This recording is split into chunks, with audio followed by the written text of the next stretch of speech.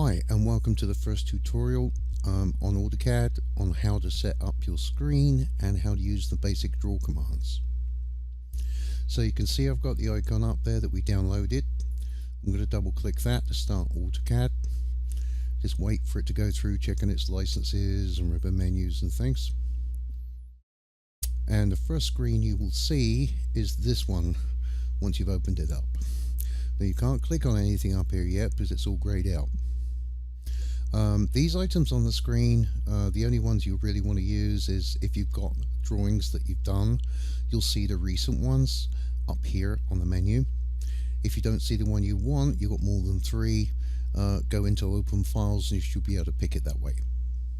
What we're going to do for now is to click on start drawing and it will open up our drawing screen. Now you can see the ribbon menu at the top with the various sections. The one we're going to be concentrating on is this draw section here, and in the next video we'll be doing the modify. Now the drawing plane where we're going to do our drawings is here in the center of the screen. We're going to be doing all of the drawings there, and at the bottom you'll see this command bar. Now at the moment the command bar, when you first load the program, is sitting on top of the bottom bar. Now this is a floating toolbar. I personally don't like it that way. So if you go to this left hand corner of it, you'll see there's a number of icons. There's the customize menu, there's the close button, and on this left hand side there's this little group of like dots. If you hold your left hand mouse key down on that and then move it, you see that we can actually move the toolbar.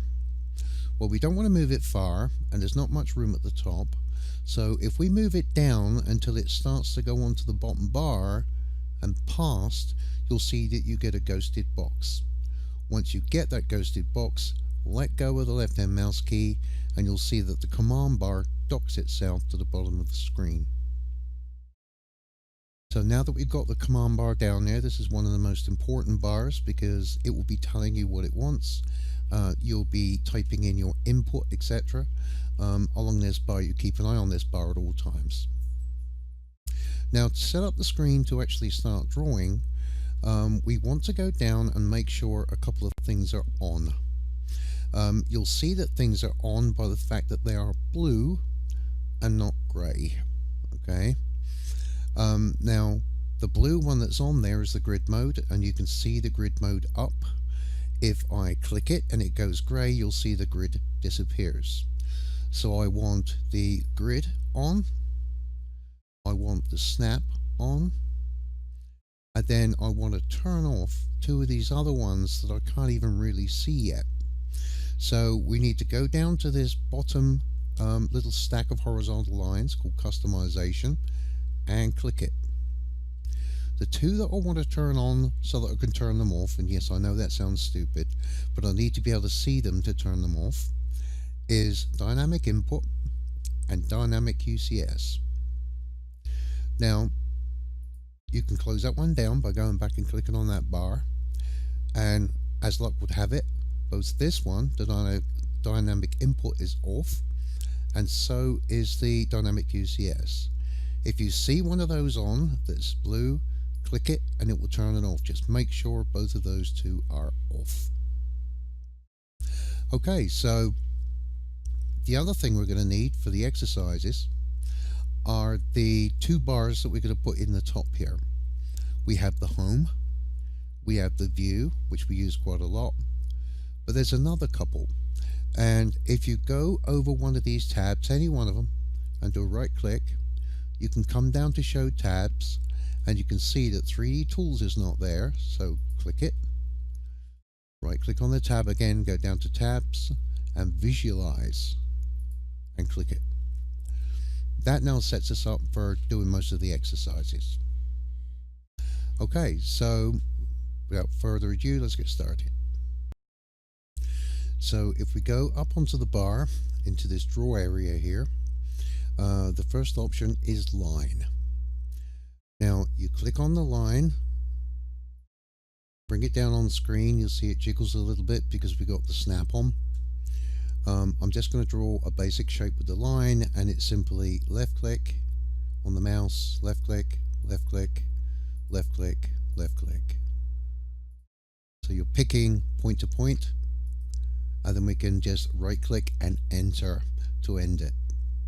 Now, the difference between the line and the polyline is that the line is made up of individual segments, as you can see on the screen here.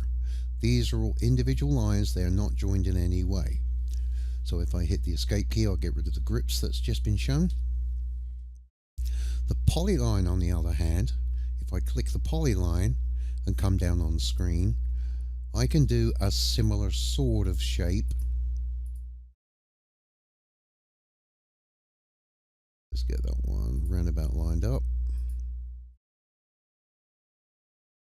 And the difference between one that does individual lines like that and the polyline, you can see immediately the whole thing illuminates, and I can left click that, everything gets selected at once. This is the type of line that we want to use if we're trying to make profiles or lines for the plasma cutter. This one, it would just see a series of single lines, and it would cut each one individually and probably try to plow into the bottom of the table because it would be going into a line that's already been cut. So the polyline is the option that we use when we want to do things on the plas. The next command is the circle command. So I'm just going to click the circle command and bring it on screen. Click for the center point, pull it out, and then click to let go. Instead of clicking by pulling it out and just clicking the mouse, I could just pull it out, enter a value, and it will put that in as the radius. But there are far more options on the circle than that. If you go to the circle and then go down to the little caret at the bottom, you'll see that there are in fact 6. The one that defaults is a center radius, that's the one I've just done. You can put it in by the center, then the diameter, so you have to tell it what the diameter is. You can pick 2 points to stretch the circle, 3 points if you have to go and use it as a blending feature. We're going to be using the tan radius later on the chain link experiment, or the exercise. And then there's a tan. Sounds like a bad song, but you get the idea. There's a number of options up there, and we're going to be using at least 3-4 of those.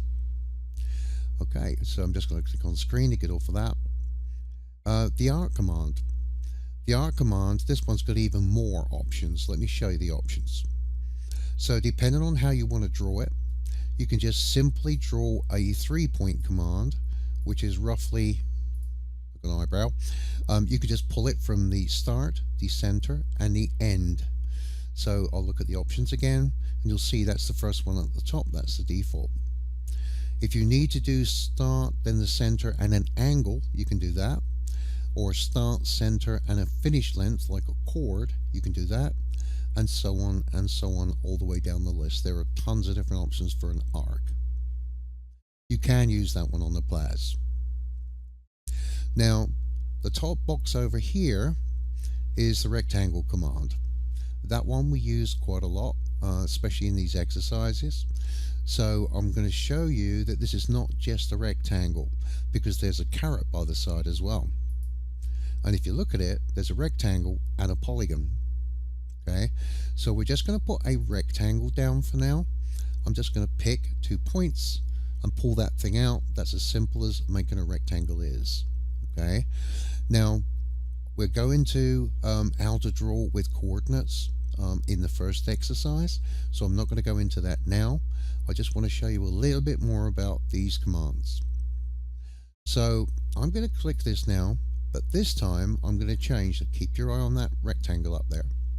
I'm going to change to polygon, and you can see that there's a polygon right there now. Now it's telling me down the bottom, enter the number of sides. So I'm going to put 6, then enter. Now it says whereabouts is the center of the polygon. Well, I'm going to put it in, or just over here, and then pull it. Okay, it says, do you want an inscribed circle or a circumscribed circle?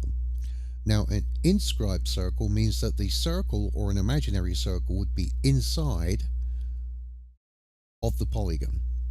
A circumscribed, it goes around the outside of a polygon. So whether you want to measure it from its flats or from the peaks on like a hex nut, that's how you would pick it. I'm just going to pick inscribed for now, and you can see that this one is going to the points. So the hexagon is inside the circle.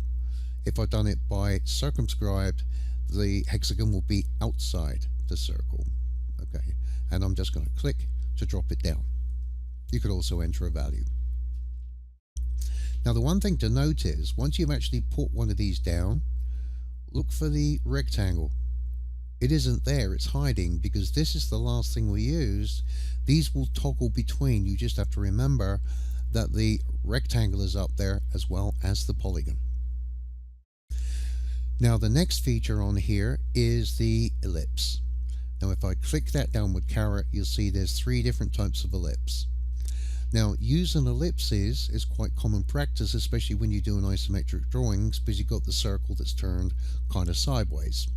Okay, so you can use that to define a hole that's going in at an angle of maybe 45 degrees or so. There's a problem with ellipses. If you want to burn something out using an ellipse, it will not see the ellipse. It does not know what an ellipse is, and it can't datum it. It can't join it to anything else. You can use it in a drawing to do an orthographic drawing, but as far as using it as a path trace for the plasma, it won't even see the ellipse, so don't use them. Another thing that it doesn't like is spline lines. Okay, so if you put a spline or a spline curve down, it won't see that either. It will not cut out. It won't see it on the plas. So ellipses are fine for drawing, and I'll pick the standard one and just pick the center point, move it across, and then squash the heights of the other axis, and there's an ellipse. Now the last option on here is the hatch. So if I click downwards on the hatch, you'll see you've got 3 different types of hatching. One is purely a boundary, as you can see by the drawing there. If you're doing a block plan or something, it will boundary the whole thing. One is a gradient, which is great if you're doing landscaping and you want to put something in that looks like a bit of a pond. It will graduate between one color and another. And the last one, which is pretty common, is the hatch. And the cross hatching that we do on things like drawings are for like sectional views or part views through an object. Now I'm just going to pick the hatch for now. You'll see that this menu at the top will change, but it goes to the hatch menu, and there's lots of commands up here. We're only going to use a few of them. Basically, you can see some of the hatches, the solid, the angle, etc. And I'm just going to come down on this arrow. You can see there's tons more. In fact, there's a brick one there. I'm going to pick that. Okay. Now, once you've got it, you'll note down here it says pick an internal point or select objects. Now, if I go to this one, you'll see that the hatch will immediately appear in there. If I clicked it, it will drop it straight inside of that shape. It will drop it in that one,